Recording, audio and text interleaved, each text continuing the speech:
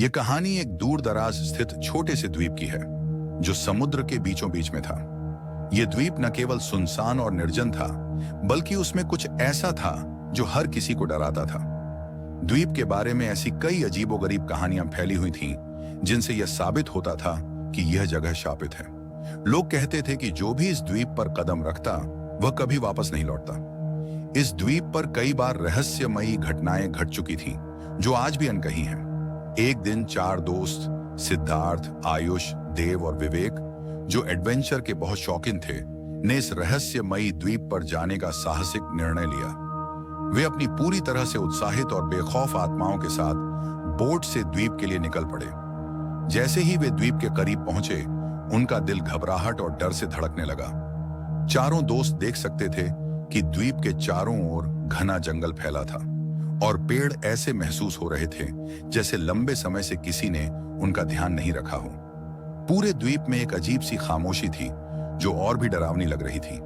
हवा में एक ठंडक थी, जैसे द्वीप खुद उन्हें किसी खतरे का एहसास दिला रहा हो। जैसे ही वे द्वीप पर कदम रखते हैं, उन्हें एक अजीब और अस्वाभाविक ठंडी हवा का सामना करना पड़ता है। यह हवा इतनी भयावह थी कि जैसे उस जगह में कोई नकारात्मक ताकत छिपी हो।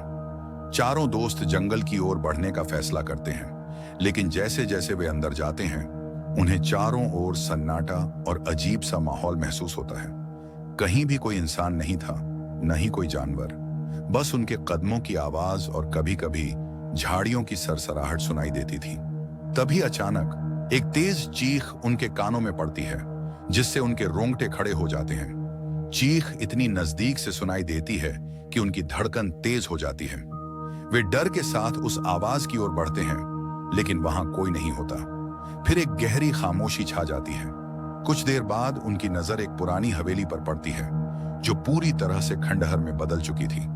हवेली के भीतर एक अजीब सी आकर्षण था, जो उन चारों को खींचने के लिए काफी था। वे बिना कोई ज्यादा सोचे समझे हवेली के अंदर प्रवेश करते हैं। जैसे ही वे हवेली के अंदर कदम रखते हैं, पूरा माहौल बदल जाता है।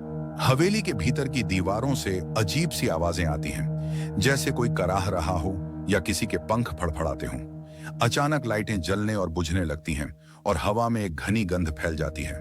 हर कमरे में एक डरावना सन्नाटा फैला होता है। हवेली में प्रवेश करने के कुछ ही देर बाद उनमें से एक दोस्त विवेक अचानक किसी अज्ञात ताकत द्वारा खींच लिया जाता है।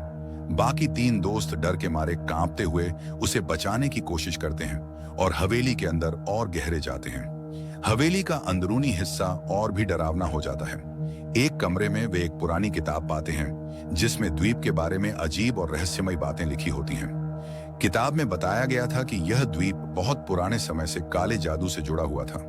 यह द्वीप उन लोगों के लिए शापित था जो यहाँ आते थे। किताब में यह भी लिखा था कि द्वीप पर एक अदृश्य शापित आत्माओं का वास था, जो हर उस व्यक्ति को पकड़ लेती हैं जो द्वीप पर कदम रखता है। इन आत्माओं का मकसद सिर्फ एक था, किसी भी कीमत पर आने वाले लोगों को अपने साथ ले जाना और उन्हें कभी वापस लौटने न देना। यह किताब पढ़कर उन 3 दोस्तों के होश उड़ जाते हैं। वे विवेक को ढूंढने की कोशिश करते हैं, लेकिन जैसे जैसे वे हवेली के और अंदर जाते हैं, उन्हें उसका कहीं कोई सुराग नहीं मिलता। तभी एक और भयानक घटना घटती है। अचानक विवेक का चेहरा दीवार पर दिखाई देता है, लेकिन वह अब एक आत्मा बन चुका होता है। उसका चेहरा बेहद डरावना था। उसकी आंखें खाली और बिना भावना के थीं। अब उन तीनों को यह समझ में आ जाता है कि विवेक अब इस शापित द्वीप का हिस्सा बन चुका है और वह यहाँ की आत्माओं के जाल में फंस चुका है। अब वे तीनों दोस्तों के पास एकमात्र रास्ता बचता है, वे जितनी जल्दी हो सके इस द्वीप से भाग जाएं। लेकिन जैसे ही वे द्वीप से निकलने की कोशिश करते हैं, वे महसूस करते हैं कि द्वीप अब उन्हें जाने नहीं दे रहा।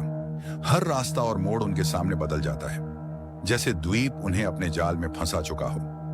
अब वे समझ जाते हैं कि यह द्वीप उन आत्माओं के लिए शिकार की भूमि बन चुका है, जो उन्हें कभी भी छोड़ने नहीं देंगी। कहानी यहीं खत्म होती है, लेकिन द्वीप के बारे में अब भी कई अजीब कहानियां फैली हुई हैं। उस द्वीप पर अब कोई नहीं जाता, क्योंकि वहां की आत्माएं अब भी शिकार करने के लिए तैयार हैं। अब यह द्वीप हमेशा के लिए एक डरावनी याद बनकर रह गया है, जहां की खौफनाक घटनाएं लोगों को हमेशा डराती रहेंगी।